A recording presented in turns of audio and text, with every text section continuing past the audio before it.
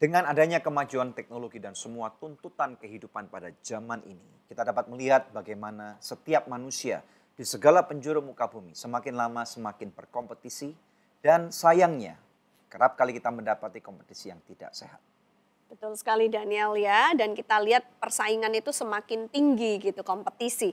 Tapi hari ini kita akan membahas satu topik yang menarik sekali, yaitu to complete, not to compete. Ya, Nah, pemirsa sekalian, Anda menyaksikan Good News Program bersama dengan saya, Daniel Hendrata dan juga istri saya. Debbie Katarina, senang sekali bisa berjumpa kembali dengan pemirsa setia dari Good News Program. Ya, dan jangan lupa bahwa Good News Program dapat Anda saksikan melalui website kami yang ada di www.anugrah.net. Di mana, Deb? Di www.anugrah.net, dan bila ada di antara pemirsa yang memerlukan bantuan doa atau konseling, Anda bisa menghubungi kami di nomor-nomor telepon yang tertera di layar kaca pemirsa sekalian, atau melalui email di doa@anugrah.net. Ya, dan kita akan belajar hari ini sesuatu yang luar biasa dari seorang narasumber yang bernama Bapak Hengki Cahyadi. Dan oleh karena itu kita akan saksikan satu cuplikan yang berikut ini. Menurut Deo, Dan, and Reitzman, kompetisi adalah aktivitas mencapai tujuan dengan cara mengalahkan orang lain atau kelompok. Sejak kecil tentunya kita diajari untuk memiliki jiwa kompetisi dalam segala aspek kehidupan kita, baik dalam sekolah, dunia kampus, pekerjaan, bahkan sampai kehidupan di keluarga. Dalam episode To Complete Not to Compete, kali ini Good News kedatangan seorang narasumber, Bapak Hengki Cahyadi.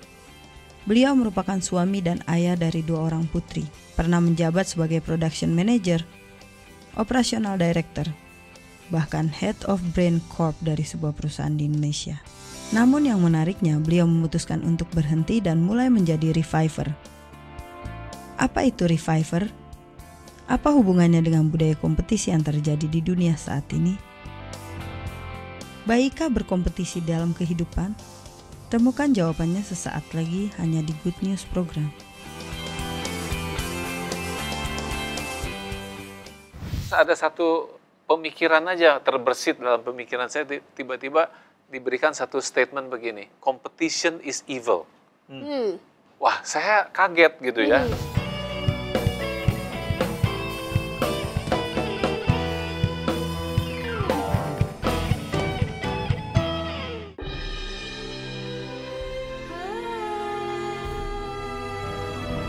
So Good Seafood, lezatnya gak ada yang nandingin. Dari udang dan ikan pilihan. Feel good, so good. Pasti So Good Spicy Wing. So Good Spicy Wing, enak bingit. Mau dong. Feel good, so good. Sayur apa yang besar? Apa ya? Dinosaurus. Nah, kalau ayam yang besar, ayam semesta. Kalau yang besar dan bikin seru, Sones Jumbo. Baru sosis So Nice Jumbo. Jumbo sosisnya, jumbo serunya, jumbo puasnya. Gimana? Seru? Apalagi kalau pakai sosis Sones Jumbo. So Nice Jumbo, jumbo puasnya.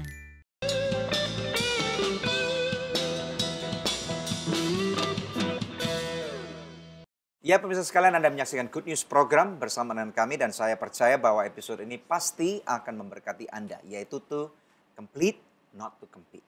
Silakan, Deb. Ya, di studio telah hadir narasumber kita, Bapak Hengki Cahyadi. Shalom Iya. Pak Hengki. Shalom, Bu. Selamat datang di Good News Program. Terima kasih. Ya, rupanya Deb, Pak Hengki ini kakak dari seorang narasumber yang pernah hadir di tempat kita juga. Oh ya. Chandra Cahyadi, Oh. pakar keuangan, Wow. profesor muda gitu ya. Puji Oke, Tuhan. good. Nah, Pak Hengki, mungkin pemirsa di rumah banyak yang belum kenal sama Pak Hengki. Bisakah memperkenalkan diri terlebih dahulu? Iya. Jadi saya sendiri bekerja di corporate ya, satu korporasi yang cukup besar di Indonesia selama 16 tahun. Ya. Wow. Nah, selama 16 tahun ini memang saya memilih sejak awal saya nggak mau jadi eksekutif ya, tetapi saya menjadi seorang business coach. Nah, itulah mungkin satu keputusan yang membawa saya pada akhirnya menjadi mempunyai jalan hidup yang cukup unik ya. Kenapa Pak? Kok boleh tahu? Biasanya orang kan ingin mencapai posisi yang tertinggi, jadi CEO suatu perusahaan yang gede, gaji gede, fasilitas gede dan dipercaya sama owner daripada perusahaan itu kan impian daripada kebanyakan setiap manusia gitu. Ya, saya percaya satu hal ya, bahwa tidak ada yang terjadi itu sebuah kebetulan ya. Ya, Kehadiran saya di sini juga saya rasa juga bukan sebuah kebetulan bukan ya. kebetulan. Ada 3 hal persisnya ya yang membuat saya cukup surprise gitu ya. Ya. Pada akhirnya kenapa saya bisa berada di sini. Pertama dari kata good news. Jadi 2 tahun yang lalu saya membuat sebuah akronim good news.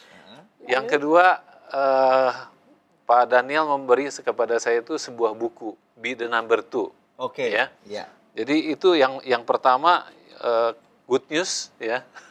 Oh, oke. Ya, good news Ya, ini. ya. Nah, yang kedua adalah buku yang Pak Daniel kasih sama saya, Be the Number 2. Nah, tahun 2005 saya membuat sebuah akronim juga namanya Be the Number 2 for the Number 1. Oh, wow. Oke. Dan yang ketiga, saya membagikan satu hal ya, yaitu yang namanya holy discontent. Ya. Waktu itu holy discontent ya udah begitu aja kan, kita ketemu, tapi akhirnya Pak Daniel mengundang saya untuk hadir di Anugerah Fellowship ya, hari Kamis. Ya. Dan persis pada saat itu Bu Debbie membagikan namanya disappointment is his appointment. Ya, ya. Nah, sebetulnya ini 3 hal yang menurut saya benar-benar bukan sebuah kebetulan. Karena inilah salah satu yang saya memang benar mau bagikan ya kepada masyarakat Indonesia, khususnya kepada anak-anak muda ya. Saya pelajari bahwa saya bikin satu akronim DHA ya. DHA itu adalah satu molekul yang banyak dijumpai di mata, Ya. di hati, dan di otak. Ya. Dan bukankah ketidakpuasan itu juga banyaknya mulainya dari mata, dari hati, dan dari pikiran kita Iya, gitu. Betul. iya. Ya. Jadi saya melihat ini luar biasa ya. Tuhan Ya. mengorkestrate sedemikian sehingga saya bisa menemani Pak Senta. Akhirnya saya bisa mendapatkan 3 konfirmasi itu kenapa saya hadir pada saat hari ini. Puji Wow, Tuhan. iya, iya. Wow. Jadi memang firman Tuhan sudah mengatakan orang benar langkah kakinya diatur oleh Tuhan. Ya, Ya, puji Tuhan. Ya, jadi Pak Hengki ini 16 tahun ya Iya. bekerja di bidang profesional sebagai business consultant, business coach. business ya. coach, tapi terus kemudian memilih untuk mendirikan sebuah yayasan ya, sebuah Iya. pelayanan, Iya. Human Strategic Capital for Indonesia. Iya, betul. Tell us about it, Pak. Apa ini maksudnya? Ya, jadi itu adalah tahun-tahun di mana sebetulnya saya juga nggak kepikir ya. Tetapi memang ada sebuah pengalaman di mana saya berpikir gini, saya merasa bahwa satu hari saya pasti nggak akan ada di corporate lagi gitu. Nah, tetapi itu Tuhan berikan itu lewat sebuah serentetan pengalaman. Ya. Ya, serentetan pengalaman di tahun 2007. Apa yang terjadi? Nah, pada tahun 2007 itu saya lagi nyetir nih sendirian, ya, 2007 nyetir sendirian. Terus ada satu pemikiran aja terbersit dalam pemikiran saya, tiba-tiba diberikan satu statement begini, competition is evil. Wah, saya kaget gitu ya. Saya kaget, kenapa? Karena saya sendiri orang yang sangat Suka kompetitif. berkompetisi ya. Iya, iya. Jadi kan ada 3 kemungkinan menurut saya ya. Menurut logiknya kan ada 3 kemungkinan. Mungkin dari orang, human ya, atau saya sendiri ya, itu nggak betul ya. Karena apa? Karena saya senang berkompetisi. Berarti suara itu pasti bukan dari saya. Kemungkinan kedua dari setan. Dan ketiga dari Tuhan. Ya. Dan kita akhirnya kan dengan gampang bisa mengambil kesimpulan bahwa ini memang Tuhan yang berikan kepada saya. Betul. Ya. Nah, itulah turning point di dalam hidup saya, di mana akhirnya selama 13 tahun di tahun 2012 ya, 2012 selama 13 tahun pengalaman kerja, saya mendapatkan satu kayak apa ya, kristal kehidupan ya, itu satu lesson yang sangat berharga, sangat precious, yaitu to complete not to compete. Ya. Jadi itu adalah summary daripada pengalaman-pengalaman yang ada. Saya merasa Tuhan itu banyak memberikan kepada saya itu hal-hal yang unik. Artinya unik itu yang belum pernah ada sebelumnya, gitu. Nah, dan saya juga merasa bahwa saya nggak bisa menyimpan ini sendirian gitu. Pasti satu hari ini mesti saya bagikan gitu. Ya. Nah, jadi pada saat itu ada optionnya kan saya bikin perusahaan atau bikin yayasan gitu. Betul. Nah, dengan pengalaman, dengan perjalanan yang cukup panjang pergumulan, akhirnya saya memilih untuk bikin yayasan gitu. Karena kalau bikin bisnis akhirnya ya hasilnya ya uang lagi. Profit gitu ya. lagi. Nah, Ya. sedangkan kalau kita bicara tadi Yesaya 61 ya, saya dapatnya Yesaya 62, tapi itu juga satu konfirmasi hari ini. Wow. Pas 2 hari sebelum hari saya berakhir, saya membuat akronim Good News itu. Dan saya rasa itu baru tadi saya di sini saya melihat bahwa wah ini sebetulnya benang merahnya. Jadi tugasnya saya sekarang membawakan good news. Amin. Nah, tetapi good news seperti apa gitu ya? Kita nggak bisa tiba-tiba langsung membawa good news bagaimana Kristus menjadi juru selamat untuk orang tersebut gitu. Betul, ya. ya. Tetapi saya melihatnya kita itu harus memberikan good news secara apa ya? Bertahap begitu ya. Betul. Karena pemahaman orang berbeda-beda gitu. Nah, tetapi untuk membuat satu langkah yang cukup drastis dan radikal, berhenti dari dunia korporat dan kemudian bagaimana caranya Anda bisa meyakinkan istri dan anak-anak Anda bahwa ini adalah langkah yang tepat gitu. Iya. Ini pertanyaan menarik. Jangan jawab dulu, kita akan lewat yang satu ini. Ya, silakan. Ya. Ya pemirsa, ingin tahu lanjutan ceritanya seperti apa? Tetap stay tune bersama kami hanya di Good News Program. Dan award yang kedua itu khusus diberikan kepada kami dan diberi judul karena kita diberikan satu title menjadi Unique Learning Organization.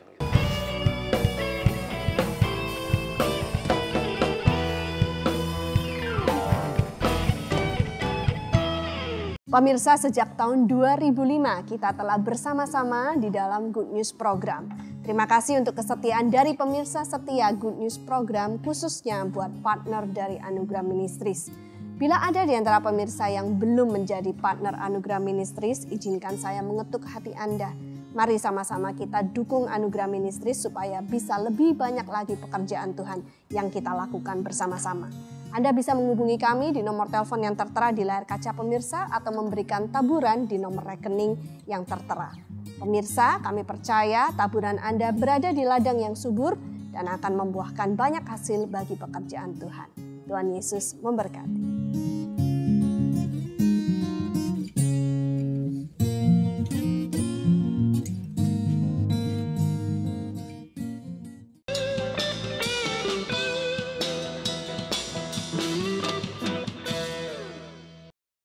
To complete, not to compete. Tetap bersama kami dalam Good News Program. Kembali kepada Pak Hengki. Jadi Pak, setelah bekerja 16 tahun, kemudian meninggalkan dunia usaha dan membuka pelayanan melalui yayasan itu, bagaimana reaksi dari istri dan anak-anak? Iya. Jadi esensi dari to complete, not to compete itu sebetulnya kita belajar mengenai keunikan. Jadi kita nggak usah berkompetisi karena kita sebetulnya adalah ciptaan Tuhan yang unik. Ya. Nah, unik itu artinya tidak ada dua. Jadi kenapa kita mesti berkompetisi gitu? Betul. Makanya di dalam saya berikan gambarnya itu sebagai jigsaw puzzle. Ya. Jadi tidak ada potongan yang akan tertukar gitu loh. Jadi kita nggak usah khawatir mengenai rezeki kita, mengenai pekerjaan kita. Gitu.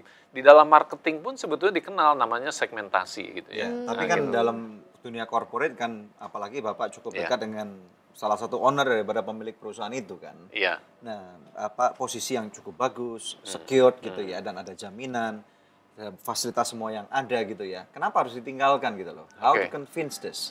Nah, pertama saya harus meyakinkan diri saya sendiri loh.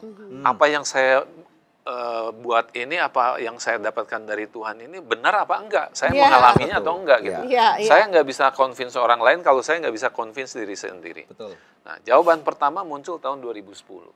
2010 di mana perusahaan ini dengan apa yang kami kerjakan sejak tahun 99 itu mendapatkan sebuah award, namanya MAKE Award. Yaitu Most Admired Knowledge Enterprise, yaitu perusahaan-perusahaan yang bisa memanage pengetahuannya dengan baik. Dan karena dasar apa dia mendapatkan award ini? Nah, yang kami lakukan sejak tahun 99 itu selalu mendokumentasikan, ya. Jadi apa yang perubahan proyek-proyek productivity dan sebagainya itu kita dokumentasikan. Nah, yang heran pada tahun 2010 itu mereka memberikan 2 award sekaligus. Dan award yang kedua itu khusus diberikan kepada kami dan diberi judul karena kita diberikan satu title menjadi Unique Learning Organization. Gitu.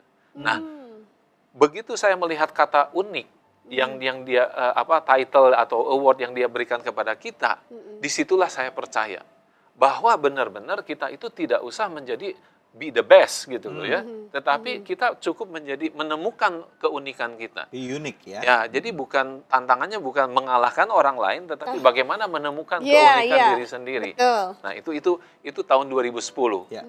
Nah, kemudian sesudah itu tahun 2011, untuk pertama kali dalam sejarah saya di perusahaan itu, selama 13 tahun tugas saya kan menerjemahkan visi, misi, project management, aplikasi. Jadi ownernya mungkin hanya mau ngomong satu kalimat, tapi realisasinya bisa 5 tahun. Gitu. Nah, itu kita lakukan. Tetapi di tahun 2011 kita diberikan satu project CSR. Saya berpikir ya pasti ada maksud Tuhan. Gitu. Nah, jadi saya bilang apa? Oke, 5 roti 2 ikan kita apa? Ya kita bisa bicara, kita bisa memberikan satu training, ya pelatihan dan sebagainya. Ya akhirnya kita lakukan itu. Selama 3 tahun kita lakukan itu di Tangerang Selatan. Ya, di Tangerang Selatan, tahun 2014 pihak korporat memberikan satu informasi untuk kita mengikuti satu award, namanya MDG Award, Millennium Development Goal. Itu program PBB yang banyak diadopsi oleh banyak negara ya. Nah, kita juga nggak tahu ada award semacam begitu, tapi apa yang kita lakukan ya udah kita masukin aja. Dan surprisingly, maksudnya dari finalis itu ada 4 perusahaan finalis ya. Itu besar-besar perusahaannya, saya nggak usah sebutkan, tapi mungkin 100 kali lebih gede dari kita gitu. Tetapi satu-satunya award yang diberikan itu justru kepada kita gitu. Dengan satu award title inovasi terbaik bidang pendidikan gitu. Wah, jadi saya juga heran. Nah, persis 3 bulan sebelum award itu diberikan, saya memang memberikan satu keputusan bahwa saya akan fokus kepada dunia pendidikan. Nah, ini konfirmasi yang benar-benar real yang didokumentasikan dengan baik pada saat itu. Nah, itu tahun 2014. Nah, sesudah itu saya cari pemilik perusahaannya kan gitu. Saya melihat dengan 2 award ini saya merasa sudah komplit gitu. Terus apalagi yang mau saya cari? Bidang komersial sudah dapat, bidang sosial juga sudah ada, ya udah selesai kan. Nah, selama setahun itu nggak pernah bisa ketemu dengan ownernya gitu. Akhirnya di reschedule lagi, selalu ada alasan kenapa nggak bisa ketemu. Sampai akhirnya saya bilang ini, Tuhan saya udah nggak mau cari lagi nih. Karena apa? Karena saya merasa nggak berhasil terus gitu. Ya udah, kalau Tuhan memang mau memanggil saya sebagai reviver, ya kan? Saya mau ownernya yang cari saya gitu. Which is quite impossible pada saya. Tapi percaya atau enggak ya, setahun kemudian, persis tanggal 20 Mei 2015, itu pas hari kebangkitan nasional atau Revival Day, ownernya minta ketemu sama saya gitu pada tanggal itu. Jadi bukan saya yang pilih. Bapak nggak bilang, gue lagi sibuk nih. Tahun depan aja gitu ya. Jadi saya kaget sekali gitu. Kenapa? Karena pada bulan Agustus ya tahun 2012, saya memang mengambil keputusan untuk menjadi seorang reviver. Dan panggilan itu 3 tahun kemudian ketemu sama ownernya pas pada hari kebangkitan nasional atau Revival Day gitu. Nah, buat saya nggak bisa mundur lagi gitu. Saya nggak bisa. Apa yang dibicarakan oleh owner kepada Bapak? Ya, jadi kurang lebih kan dia menceritakan apa yang udah dilakukan. Terus apa lagi dia bilang yang bisa dilakukan. Saya kasih tahu yang ini. Ya, kelihatannya belum siap gitu ya kan. Nah, terus saya diberikan hikmat juga pada saat itu. Jadi saya bilang gini, Pak, kalau buat saya nggak usah khawatir, saya bilang gitu. Saya bisa dibayangkan kayak sebagai seorang kontraktor bangunan gitu ya. Kalau saya sudah selesai membangun, saya nggak akan tinggal di situ dong sebagai kontraktor. Pasti saya bangun yang lain lagi. Nah, saya nge-sense bahwa dia tahu apa yang saya maksud gitu. Jadi dia rilis saya juga. Pada saat itu? Iya, tapi ya inilah akhirnya besok harinya kita celebrate malah gitu ya. Itu tanggal 20 Mei kan, tanggal 21 Mei kita celebrate namanya Firewell, bukan farewell tapi Firewell.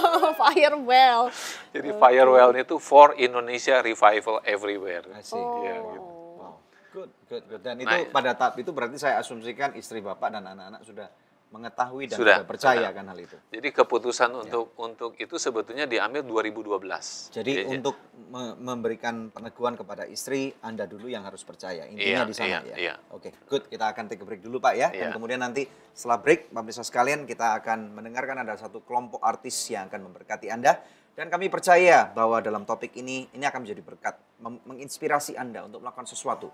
Be unique, karena Tuhan punya panggilan yang unik untuk kehidupan Anda. Amin. Hanya di Good News Program. Sampai kapanpun tak tergoyahkan, karena Yesus selalu menopang hidupku.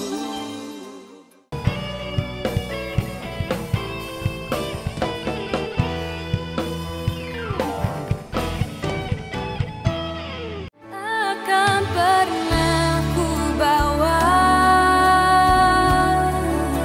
selain yang terbaik. Selamanya ku kan selalu menyembahmu.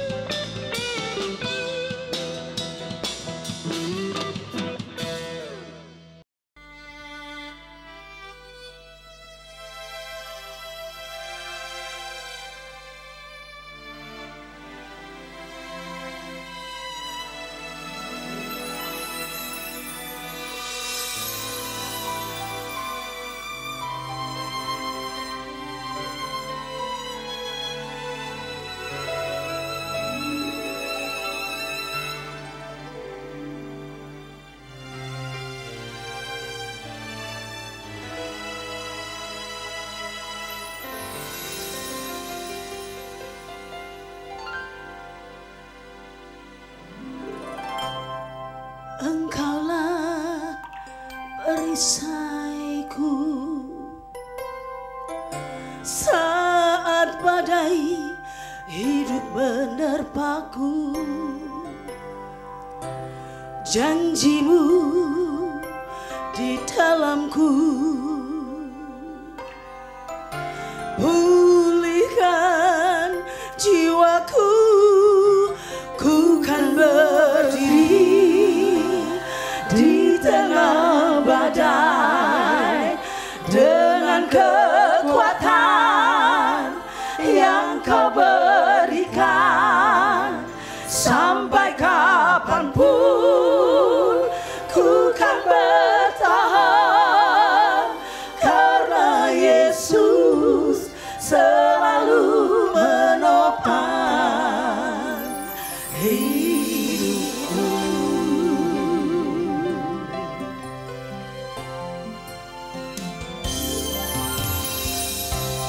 Engkaulah perisaiku saat badai hidup menerpaku. Firman-Mu di dalamku, tenangkan jiwaku, ku kan bertahan dalam tekanan dengan kekuatan yang kau berikan. Sampai kapanpun tak tergoyahkan, karena Yesus selalu menopang hidupku. Yesus perisai, Dia kekuatan dan gunung batuku. Kepadanya kita berharap dan bersandar. Percayalah kepada Yesus, Dia juru selamatku.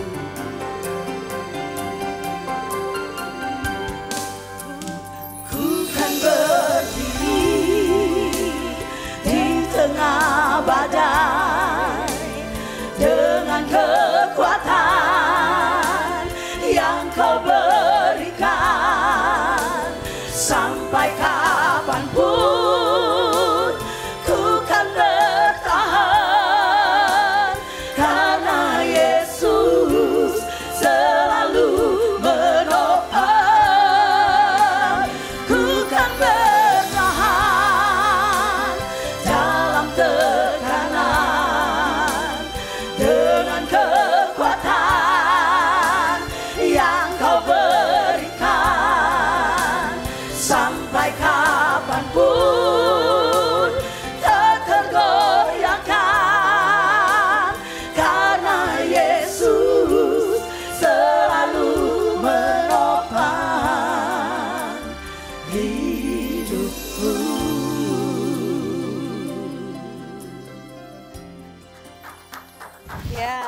silakan Luar Ibu-ibu. biasa. Ya, selamat datang di Good News Program. Ada Suaranya Priscilla, bagus-bagus. ya, silakan duduk Ibu. Puji Tuhan. Selamat datang di Ya. Good News Program.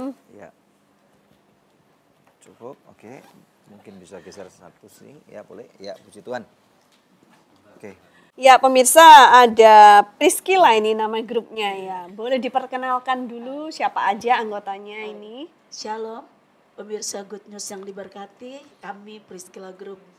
Nama saya Eni Orpa. Nama saya Eli Rahel. Ya, dan saya Febelu Mempo. Ya, jadi ibu-ibu ini tergabung dari satu kelompok gereja. Iya. Oke, dan ibu yang mengepalai.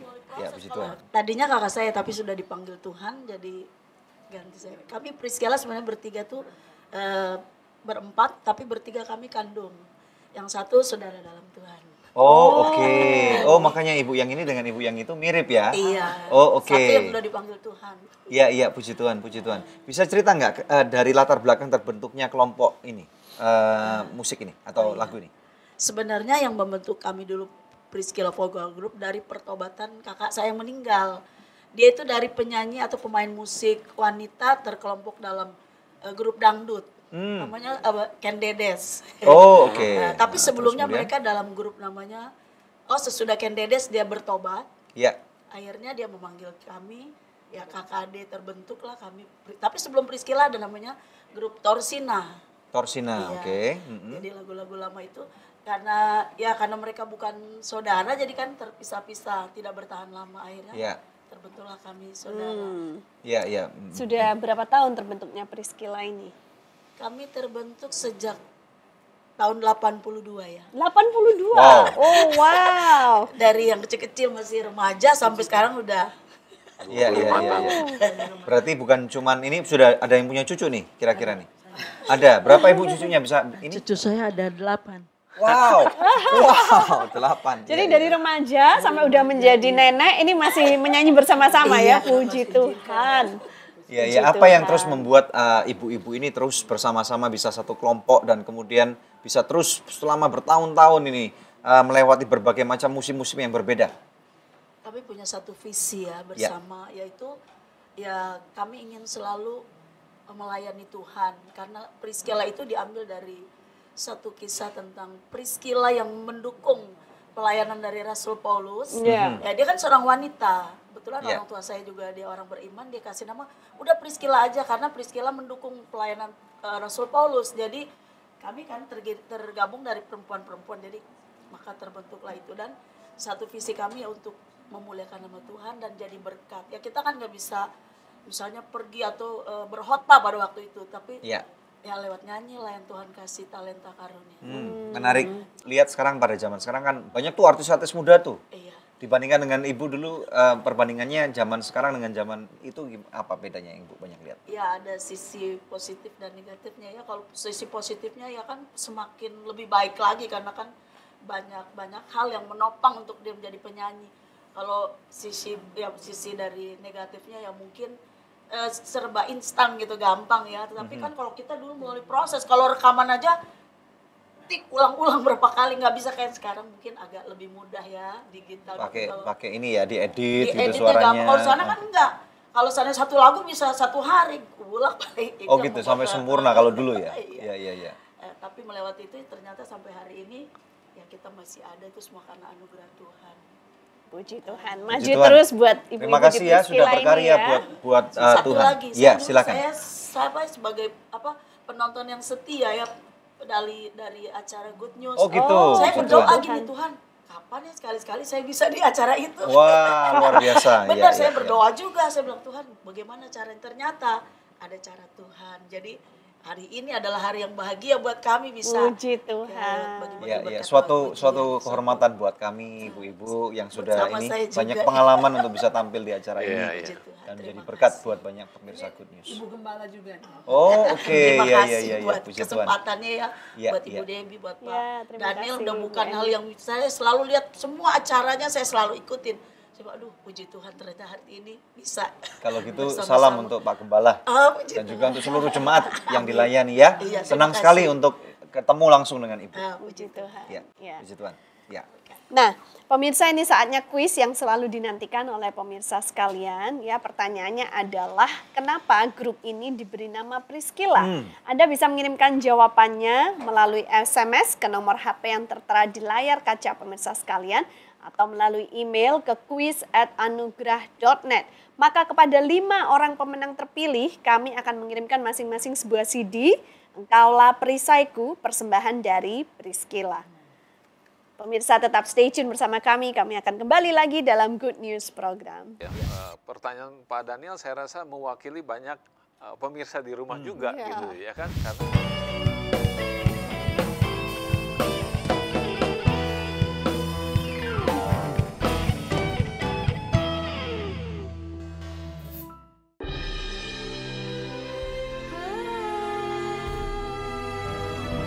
So Good Seafood, lezatnya nggak ada yang nandingin. Dari udang dan ikan pilihan. Feel good, so good. Pasti So Good Spicy Wing. So Good Spicy Wing, enak bingit. Mau dong. Feel good, so good. Sayur apa yang besar? Dino Sayurus. Nah, kalau ayam yang besar, ayam semesta. Kalau yang besar dan bikin seru, Sones Jumbo. Baru sosis Sones Jumbo. Jumbo sosisnya, jumbo serunya, jumbo puasnya. Gimana? Seru? Apalagi kalau pakai sosis Sones Jumbo. Sones Jumbo, jumbo puasnya.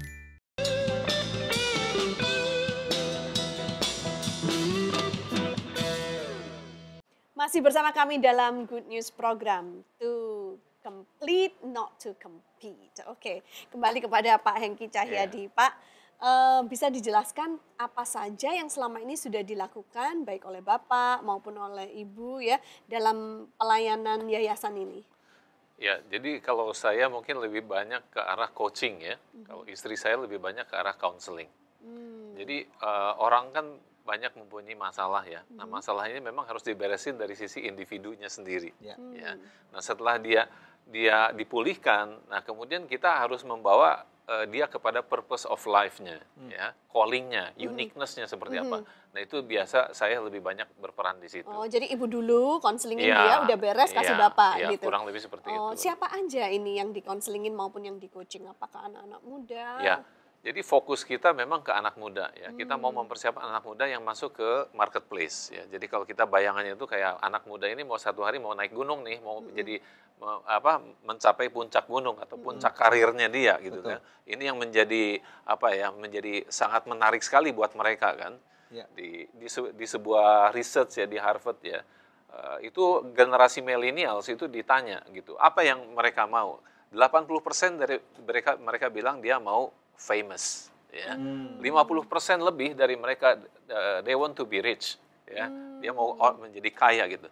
Tetapi kita tahu kan, maksudnya bahwa kekayaan dan kepopuleran itu bukan the essence of life-nya gitu. Ya. Banyak orang yang merasa lonely justru pada saat mereka mencapai itu semua gitu. Nah, hari ini kita akan bicara pas nih tentang to complete not to compete. Iya. Nah, tapi mau nggak mau kan dari kecil kita memang sudah dididik bahwa kita akan istilahnya harus jadi yang terbaik nih. Dan kalau bisa kita ranking 1 gitu.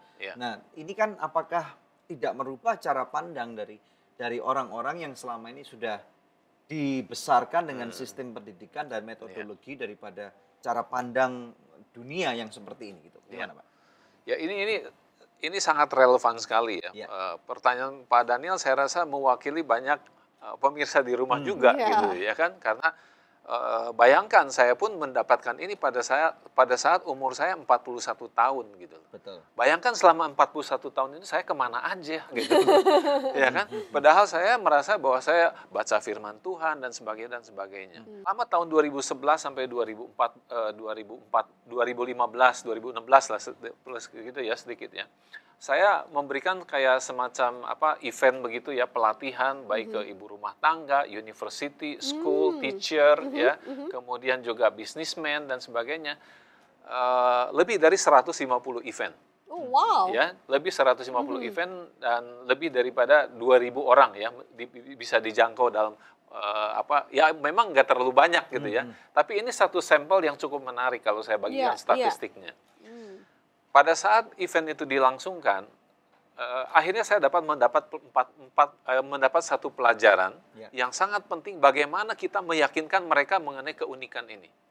Dengan saya bertanya hanya 4 pertanyaan. Apa itu, Pak? Ya. Pertanyaan pertama yang biasa saya lakukan, siapa di ruangan ini yang ingin menjadi yang terbaik? Itu hampir 100% angkat tangan semua gitu loh, ya kan? Nah, yang kedua, saya bertanya begini. Menurut keyakinan Anda, ya, nah, ini saya bicarakan kepada publik ya, ada yang agama Kristen, ada yang Islam, ada Buddha, Hindu, gitu. Apapun keyakinan mereka, saya bertanya, menurut keyakinan mereka, Tuhan yang mereka percaya itu berharap apa dari mereka? Apakah mereka berharap yang menjadi yang terbaik, atau Tuhan itu berharap kita melakukan yang terbaik gitu. Nah, itu mereka biasanya mulai senyum-senyum tuh di situ. Tentunya Tuhan menginginkan kita melakukan yang terbaik. Iya. Nah, pertanyaan yang terakhir yang saya lakukan adalah gini. Setelah Anda tahu bahwa Tuhan pencipta yang maha kuasa pun hanya berharap kepada kita untuk melakukan yang terbaik, siapa di ruangan ini yang masih ingin menjadi yang terbaik? Masih ada yang angkat tangan? Biasanya itu hanya sedikit, paling beberapa orang, dan ini biasanya yang mereka belum nangkep apa yang saya maksud gitu. Dan ini consistently, maksudnya di semua event itu, baik yang sifatnya di daerah maupun di perkotaan, baik yang ekonominya kurang maupun ekonominya sudah mapan gitu. Nah, itulah yang membuat saya sangat excited sekali ya. Begitu banyak lahan yang perlu yang bisa saya share gitu kepada mereka. Saya teringat ada cerita 2 salesman yang dikirim ke Afrika kan untuk menjual sepatu gitu pada zaman dulu gitu. Satu salesman mengatakan, wah udah jangan pergi ke sana, tidak ada yang pakai sepatu, dia bilang gitu sana, ya kan. Nah, salesman kedua dikirim ke sana, dia bilang, wow, this is a big opportunity. Karena tidak ada satupun yang sepatu. Jadi ini saya melihat cara pandang ya. Iya, cara pandang itu, dan saya melihat bahwa Tuhan kayak seolah-olah menitipkan ke saya. Saya pun orang yang dulunya sangat kompetitif, tetapi saya sekarang bisa meyakinkan mereka gitu. Dan ini yang membuat saya excited kenapa saya akhirnya meninggalkan pekerjaan. Nah, bayangkan kalau ini kita bagikan kepada anak-anak muda Indonesia gitu. Apa yang bisa dilakukan 10-15 tahun mendatang? Mereka akan menjadi generasi yang berbeda. Betul sekali. Ya. Nah, Bapak juga menekankan to complete. Untuk saling melengkapi gitu. Ini apakah artinya kita harus saling bekerja sama dengan orang-orang yang lain? Ya, jadi to complete itu mempunyai 2 pengertian. To complete yang pertama itu tuntas, finish sampai akhir gitu. To complete. Ya. Jadi bukan berapa cepatnya kita. Nah, dunia kan mengkondisikan kita supaya yang paling cepat yang dapat hadiah gitu. Tapi di mata Tuhan sebetulnya bukan performance, tetapi faithfulness. Makanya ada istilah F1 Reviver itu, F1-nya itu faithful until well done. Gitu. Nah, jadi ini adalah nilai-nilai yang kita perlu bagikan. Nah, ada satu hal yang menarik ya. Jadi ini pun saya turunkan ke anak saya gitu. Ya, jadi filosofi to complete, not to complete. Nah, ini dibuat menjadi buku. Jadi dia melakukan kayak semacam mini survei ya kepada 21 profesi. Ada dokter bedah, ada kriminologi, kemudian ada pembantu rumah tangga, agent, insurance agent. Waktu mereka ditanya, di mana pertama kali mereka mengenal konsep kompetisi? Dan jawabannya lebih banyak di rumah. Di rumah. Nah, misalnya gini, ayo makan. Lebih cepat dari koko atau dari kakaknya, nanti kamu dikasih hadiah. Nah, ini kan sebetulnya spirit kompetisi yang tidak sadar kita introduce. Atau dibanding-bandingkan sama sepupu gitu kan. Itu lo sepupu kamu lebih pintar, lebih jago gitu. Tapi Pak, kalau misalnya anak masih kecil gitu ya, menurut Bapak, apa yang harus dilakukan supaya orang tua bisa menyalurkan cara pandang yang benar kepada anak, bukan supaya untuk menjadi yang terutamanya, tetapi kalau anak-anak kecil kan kadang-kadang ada yang memang suka makan sampai gendut, ada yang misalnya anak saya kadang-kadang suka makan, kadang-kadang nggak suka makan. Kira-kira apa yang bisa dilakukan menurut cara pandang Pak Hengki? Ya, salah satu yang mereka... Sebentar, Pak, kita akan break dulu aja. Kita nanti akan pandang ini ya, kita akan masuk ke sana. Oke, pemirsa sekalian, jangan kemana-mana. Ini pertanyaan yang penting sekali. Seringkali orang tua yang tanpa sadar yang menjerumuskan anak untuk bukan to complete, bukan menjadi unik tetapi berkompetisi. Hanya di Good News program. Satu bagian di sini. Itu perlu menemukan, itu tentunya nggak mudah menemukan keunikan setiap anak. Betul. Makanya kenapa tidak dianjurkan kita untuk terus bertambah, berkembang kalau kita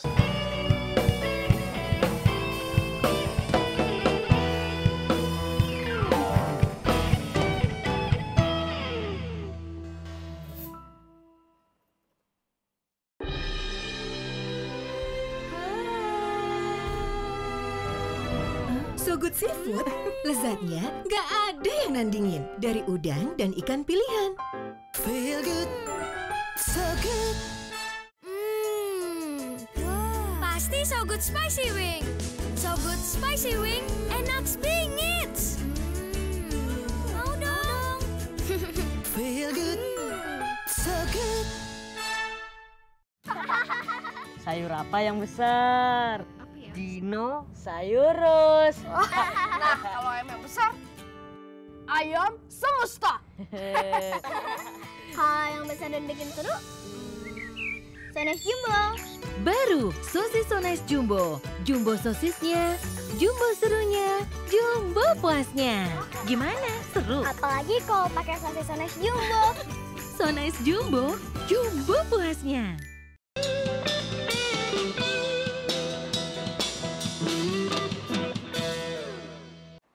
Kalau kami percaya akan pendidikan keluarga, karena pendidikan yang sangat penting sebagai fondasi daripada landasan kehidupan seorang anak ya adalah dalam keluarga itu.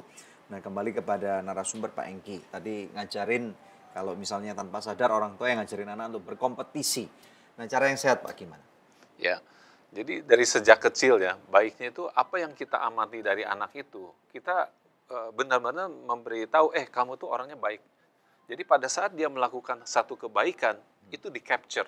Bukan pada saat dia melakukan kesalahan kita capture gitu. Ya, jadi dia akan lebih banyak self-esteem-nya akan bertumbuh ya, seperti itu. Adakah hubungan antara self-esteem dengan makan cepat atau makan lambat? Maksudnya gini, jangan sampai self-esteem-nya itu dibangun karena dia makannya cepat gitu. Ya, kayak tadi misalnya, kalau saya cepat makan berarti saya itu lebih berharga dari dia. Jadi dia akan merasa superior gitu. ya? Iya, betul. betul. Nah, berarti pertanyaan gini, bolehkah kita berkompetisi? Oke. Jadi kalau pertanyaan ini munculnya sebelum saya menemukan itu, saya bilang boleh karena ada sisi baiknya, ada sisi positifnya. Nah, ada satu quote yang memberikan inspirasi bagus sekali ya buat saya. Jadi gini, kompetisi itu hanya membuat produk menjadi jauh lebih baik, tetapi akan membuat manusia jauh lebih buruk. Jadi pada saat kita mengintroduce kompetisi, mungkin dia nilainya jadi bagus di sekolah. Tetapi ada spirit yang kita tanamkan yang satu hari akan tiba-tiba muncul begitu aja. Dan kita bingung.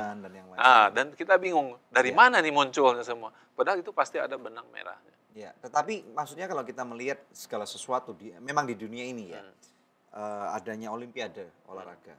Itu kan ada penyaringan tuh, mulai di Indonesia mulai dari porseni, terus naik ke PON, dari PON kemudian naik ke SEA Games, Asian Games, baru kamu akan dikirim ke Olimpiade untuk mewakili negara kamu. Nah ini gimana? Seperti itu misalnya. Ya, kebetulan anak saya juga barusan mewakili Indonesia ya di dalam lomba World School Debate Championship gitu. Oh wow. Nah, kadang-kadang kita nggak bisa, ada mungkin sistem ya, ada sistem yang kita susah keluar dari sistem. Tapi kita bisa menunjukkan daripada spirit yang kita pada saat kita kalah seperti apa. Apakah kita sportif, bisa menerima kekalahan. Dan kalau menang juga nggak sombong gitu kan. Betul. Jadi sebetulnya value ini yang sangat penting pada saat sejak kecil diiniin. Dan ingat saya dari Roma 12 ayat 1-2 ya. Yaitu jangan seperti apa dunia ini gitu.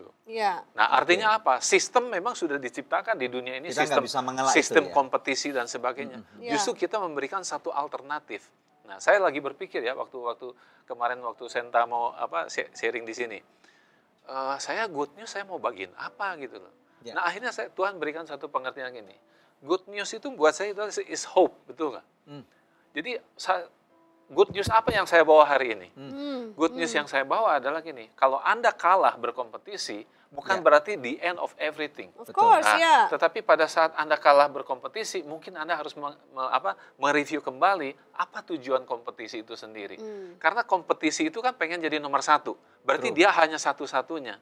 Nah, saya memberikan alternatif untuk menjadi unik, itu juga satu-satunya juga gitu. Nah, jadi rahasianya adalah bukan menjadi be the best, tetapi do the best in the area that you are good at gitu. Iya, Iya, cara gitu. itu keunikan kamu tidak akan istilahnya nggak berkompetisi lagi dengan orang lain. Saya juga membantu sekarang di dunia pendidikan ya. Kalau misalnya sekarang kita bikin sebuah sistem lain, ada 20 anak dalam satu kelas, bukannya dicari the best student gitu ya. Karena the best student orang akan jadi berkompetisi dan orang mau jadi seperti orang itu kan. Nah, kalau ada 20 anak menurut saya dengan sistem yang baru yang kita sedang buat gitu ya kan, harus ada 20 kategori. Jadi setiap anak harus dikasih tahu apa bagusnya itu, dan itu benar-benar luar biasa akan mengubah kehidupan di Indonesia ini gitu. Kalau kita hanya dapat satu juara, terus yang lainnya enggak hilang semuanya, apa gunanya gitu. Tetapi kalau kita benar-benar namanya dunia pendidikan, 20 anak harus ada 20 hal positif mengenai anak itu gitu. Nah, ini yang kita mau lakukan. Ini yang kita mau sosialisasikan, to complete itu. Jadi di dalam jigsaw puzzle picture itu setiap anak mengisi satu bagian di sini. Itu perlu menemukan, itu tentunya nggak mudah menemukan keunikan setiap anak. Betul. Makanya kenapa tidak dianjurkan kita untuk terus bertambah, berkembang kalau kita sendiri nggak mampu. Di beberapa kompetisi atau mungkin bukan kompetisi ya, konser piano anak-anak kecil. Ini semua misalnya 20 anak dan anak kami pernah menjadi bagian daripada itu, semua anak dapat trofi.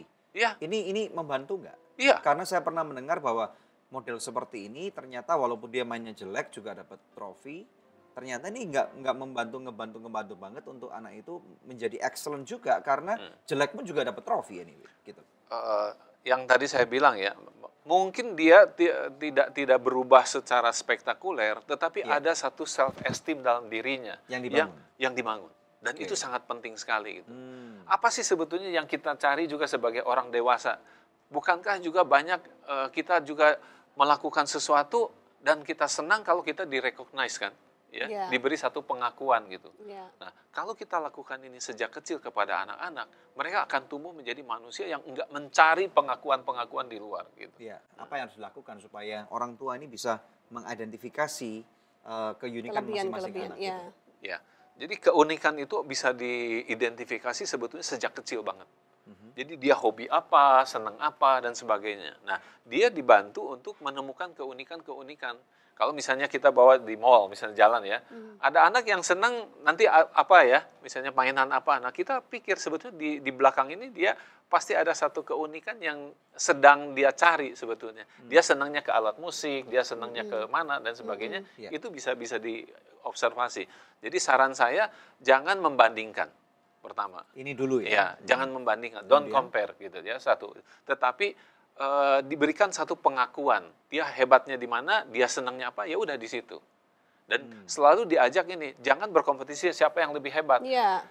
Ajarkanlah mereka harus bersatu untuk mencapai sesuatu yang lain, yang lebih besar. Contoh misalnya ya, kompetisi itu kan sekarang orang lawan orang, ya kan, perusahaan lawan perusahaan dan sebagainya. Tapi sebetulnya yang jadi salahnya pemikirannya adalah gini. Salah mendefinisikan siapa musuhnya itu. Who are the enemy?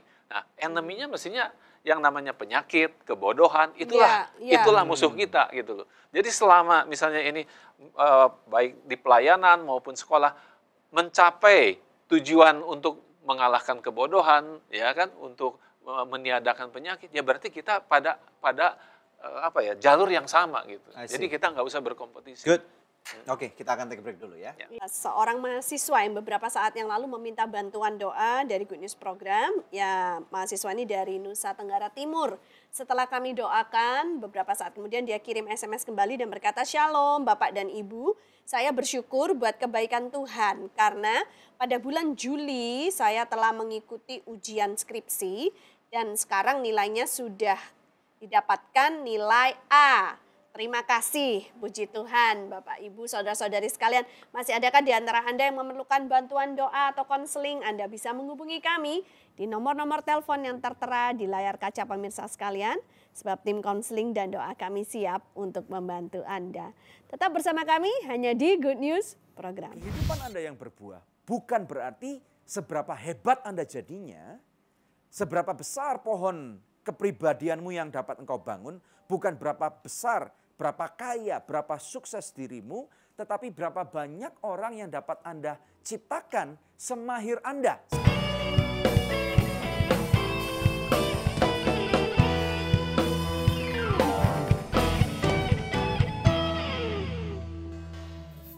Takkan pernah ku bawa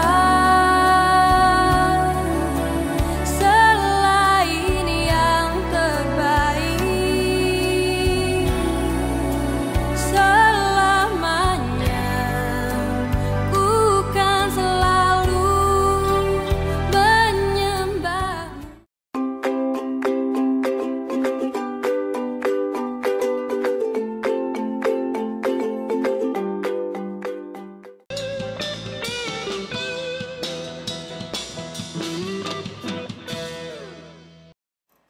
Kita tiba di segmen terakhir dari Good News Program. Langsung kembali kepada Pak Hengki Cahyadi. Ya, ingin kembali kepada Bapak, Pak. Nah, kalau misalnya punya anak 2 atau 3 tadi, ini yang 1 C terus nilainya. Atau misalnya dapat 6 terus gitu. Sedangkan kakak-kakaknya cenderungnya nilainya A plus. Nah gimana kan?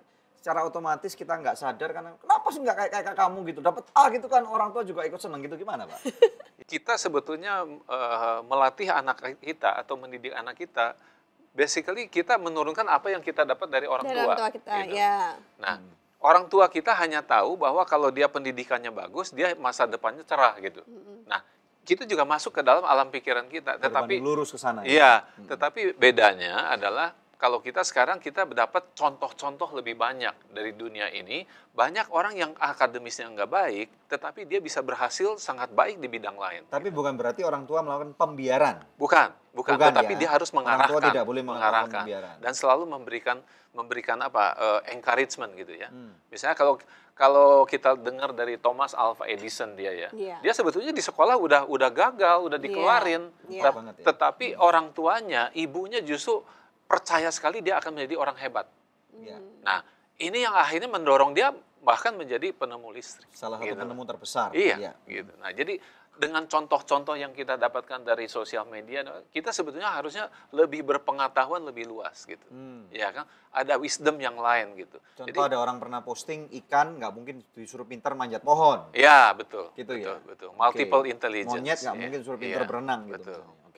Jadi intinya introduce uniqueness since early in the childhood. Jadi to complete, but not to compete, rangkuman yang bisa kita rangkum adalah nomor 1 menemukan keunikan. Nomor 2 tentunya di dalam menemukan keunikan ini perlu bimbingan dari orang tua atau orang-orang yang lebih pintar dari kita atau yang punya pengalaman dengan orang-orang yang sama nilainya. Dan tentunya nomor 3, kalau misalnya anak-anak perlu bantuan mungkin tidak bisa dilakukan pembiaran, tapi mungkin orang tua harus berkaca juga nih, kenapa anak saya dapat C ya, apakah mungkin ini salah satu bentuk protes orang tuanya nggak pernah di rumah misalnya. Ya butuh kasih sayang, butuh perhatian. Atau nurun orang tuanya dulu juga banyak dapat C. Juga bisa seperti itu ya, genetika kalau itu repot. Ya oke, terus udah ya, berarti salah satu daripada 3 ini bisa cukup ya. Dan kemudian kita akan pertajam terus. Oke. Well, Pak Hengki, terima kasih. Kami sangat diberkati, unik sekali dari apa yang Bapak jabarkan kepada kami. Kami percaya ini akan jadi berkat. Ya, oke. Dan Bapak punya sesuatu katanya yang menjadikan kepada saya kami. ingin memberikan satu konfirmasi atau satu recognition ya buat Pak Daniel dan juga Bu Debbie ya. Dengan pertemuan yang begitu singkat, hanya ketemu 2 kali ya, sama Ibu Debbie mungkin belum pernah ya, tapi saya ikutin yang fellowship itu dan saya mendapat sekali yang disappointment itu. Jadi saya ingin memberikan pengakuan keunikan itu. Ini Pak Daniel ya.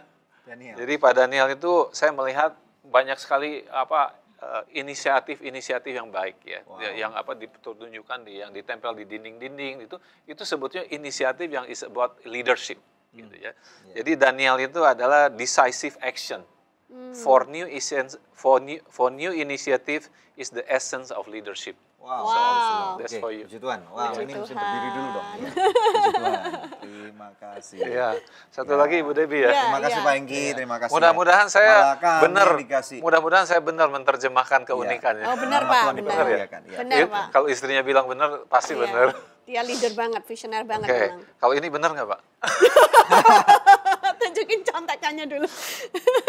Saya dapat sekali dari Ibu Iya. Debbie mengenai waktu kemarin ikut fellowship-nya ya. Iya. Jadi konsep yang saya sharing dengan Pak Daniel mengenai holy discontent diterjemahkan dengan sangat baik menjadi disappointment equal his appointment. Ya, Praise the ya. Lord. Nah, Ya, mungkin puji Tuhan. ibu aja yang bacain. Coba. Disappointment eliminates the blessing and the best of you, chosen and appointed to take care his appointment, resolving issues with no argumentation. Wow, ini nama panjang lagi Debbie Katarina. Ini susah banget bikinnya. Panjang Terima lah. kasih, ya. Thank you, Pak. Terima kasih. Oke, kita Thank you so duduk. much Pak. Wow, Ya. ini satu perjumpaan Luar yang menarik biasa. sekali, berkesan sekali ya. Oke, puji Tuhan. Pemirsa sekalian, mari kita lihat dalam firman Tuhan yang akan kita lihat bersama-sama daripada kitab Efesus pasal yang kedua. Ini menarik dan akan berselaras dengan apa yang tadi kita udah dengarkan dan pelajari.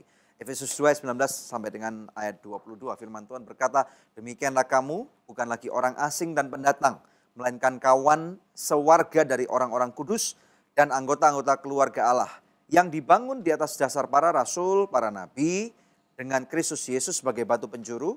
Di dalam Dia tumbuh seluruh bangunan rapi tersusun menjadi bait Allah yang kudus di dalam Tuhan.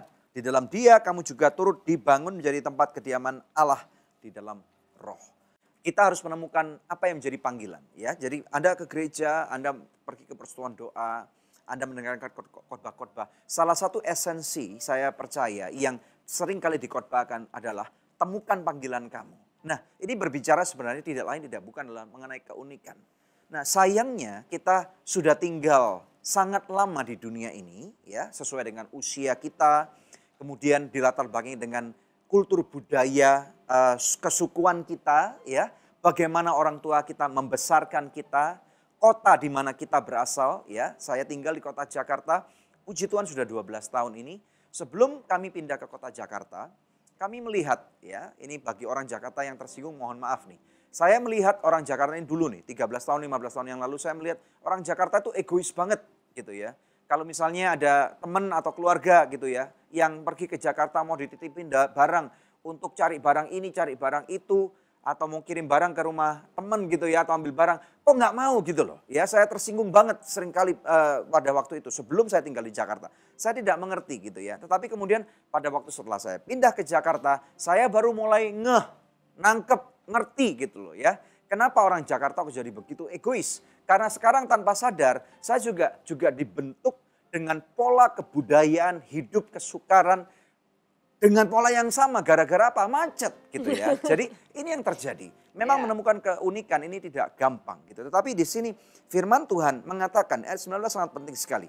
Demikianlah kamu, saudara, Anda bukan lagi orang asing dan pendatang, melainkan kawan sewarga dari orang-orang kudus dan anggota keluarga Allah. Ini berbicara mengenai pada waktu Anda dalam satu organisasi, dalam satu perusahaan, dalam satu keluarga. Jadi fokus mengetahui bahwa kita ini ada di sini bukan untuk saling menjatuhkan. Bukan untuk tujuannya menjadi nomor satu. Tujuannya menjadi pemimpinnya, bukan masalah itu. Pemimpin dipilih oleh Tuhan. Tetapi pemimpin memang betul karakteristiknya harus dibina, diasah, dibangun gitu ya. Dan memang ada orang-orang yang memang secara natural, lebih natural saya katakan, bukan secara natural ya. Lebih natural, mereka lebih lebih fluid gitu ya, lebih luas dalam memimpin. Ini lebih enak sekali kalau kita dipimpin dengan orang-orang yang lebih luas, tidak menjatuhkan mental seseorang, tidak mengintimidasi. Ini akan orang-orang seperti ini ingin sekali melihat orang-orang yang dipimpinnya untuk bisa bangkit mencapai potensi yang tertinggi. Nah, alangkah baiknya kalau Anda para pemimpin tidak lagi berusaha mengintimidasi orang yang Anda pimpin, tetapi Anda berusaha untuk mencari keunggulan-keunggulan, hal-hal positif apa yang dimiliki oleh orang-orang yang Anda pimpin. Anda dalam perusahaan juga seperti itu, khususnya di dalam rumah tangga juga seperti itu. Sehingga pada waktu orang-orang yang Anda pimpin, ini akan menemukan jati diri dan keunikan yang terbaik. Dan mereka bisa menjadi fluid, seluas seperti yang Anda kehendaki dan Anda mereka menjadi terbaik, maka posisi Anda sebagai seorang leader itu secure gitu ya. Dan pada waktu kita sering kali dalam Good News program saya juga berbicara tentang berbuah. Kehidupan Anda yang berbuah bukan berarti seberapa hebat Anda jadinya, seberapa besar pohon kepribadianmu yang dapat engkau bangun, bukan berapa besar, berapa kaya, berapa sukses dirimu, tetapi berapa banyak orang yang dapat Anda ciptakan semahir Anda, sehebat Anda di dalam kapasitas yang Tuhan sudah percayakan kepada Anda. Jadi di sini dikatakan kita ini adalah bangunan yang tersusun rapi. Masing-masing kita seperti suatu bangunan besar, masing-masing saudara dan saya, kita adalah batu batanya. Masing-masing batu bata. Di rumahmu ada batu bata, yaitu suami, istri, dan anak-anak. Walaupun Anda para pemimpin, Anda cuma batu bata menurut firman Tuhan ini. Dan Kristus Yesus, batu penjuru ini loh, cornerstone, yang mengikat bangunan-bangunan batu bata satu ini, sehingga tersusun rapi dan kuat dan tidak gampang goyah, tidak gampang hancur. Sehingga masing-masing batu bata tidak boleh dan tidak perlu untuk saling mengatakan, batu bata saya lebih bagus dari kamu, saya lebih pintar, saya lebih tajam, saya lebih presisi 90 derajat. Enggak bisa seperti itu pemirsa sekalian. Tetapi kita masing-masing menemukan keunikan kita. Jadi selamat pada waktu Anda sudah menerima konsep ini dengan baik. Sehingga nanti pada waktu hari Minggu Anda bisa khotbahkan ini di gereja Anda. Dan mulai bangun jemaatmu. Bukan lagi mencari jemaat yang paling kaya. Bukan mencari jemaat yang paling bertalenta. Tetapi spot talent gitu ya. Anda sebagai gembala kalau Anda menyaksikan acara ini. Anda pun dapat mendorong jemaat yang Anda pimpin untuk mengerti talenta-talenta Anda. Apa yang jemaat Anda punya. Kemudian bangun kehidupan mereka dengan sana. Ciptakan orang-orang kaya baru di gereja Anda. Ciptakan orang-orang pintar baru di gereja Anda. Ciptakan pemain pemusik yang handal di gereja Anda. Sehingga Anda nggak perlu cari jemaat orang lain. Anda bangun jemaat itu sendiri dan Anda sebagai pemimpin akan secure. Sehingga jemaatmu pasti akan loyal. Ya, dan nama Tuhan dipermuliakan. Dan kalau orang itu akan dipakai Tuhan di tempat lain, berkati mereka karena Tuhan punya musim dalam kehidupan mereka. Nah saya percaya inilah panggilan Anda. Panggilan saya sebagai anak-anak Tuhan bahwa kita dipanggil untuk memperlengkapi. Bukan untuk berkompetisi. Maukah Anda to complete but not to compete? Kalau Anda tertantang untuk hal ini, mari kita berdoa bersama-sama. Bapa dalam nama Tuhan Yesus Kristus, kami berdoa untuk setiap pemirsa Good News. Mereka yang menerima konsep ini. Tuhan kami menyerahkan mereka dalam nama Yesus. Engkau lawat mereka. Para leader Tuhan, para gembala-gembala, para pemimpin perusahaan, orang tua, para pemimpin kelompok sel. Untuk mereka boleh mengidentifikasi dengan benar. Dalam nama Yesus, aku melepaskan hikmat dan berkat yang tercurah. Dalam nama Yesus di dalam kehidupan saudara. Tuhan mengasihi dirimu dan Kristus Yesus sebagai batu penjuru dalam kehidupanmu. Terima pemirsa, di dalam nama Tuhan Yesus Kristus yang diberkati Tuhan bersama dengan kami katakan. Amin.